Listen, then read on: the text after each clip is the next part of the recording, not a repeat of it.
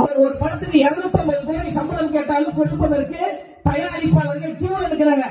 அந்த பணம் எனக்கு தேவை கிடையாது. நான் இவ்வளவு உயரத்துக்கு வருவதற்கு காரணமே தமிழ்நாட்டு மக்கள் தான். அந்த மக்களுக்கு நான் சேவை செய்வதற்கு வராங்க. அதனால்தான் தமிழ்நாட்டு மக்கள் அதை வரவேற்கிறாங்க. அதுவும் குறிப்பாக தாய்மார்கள் வரவேற்கிறாங்க. தாய்மார்களுடைய ஆதரவு இருந்தால் அந்த தலைவர் இதுவரைக்கும் தமிழ்நாட்டில் வீழ்ந்ததாக வரலாறே கிடையாது. ஐயா எம்ஜிஆர் அவர்களுக்கு தாய்மார்களுடைய ஆதரவு இருந்தது. அவர் தமிழ்நாட்டின் முதலமைச்சர். ஐயா கேப்டன் அவர்களுக்கு தாய்மார்களுடைய ஆதரவு இருந்தது. எதிர்கட்சி தலைவர் வரைக்கும் உட்கார்ந்தார்.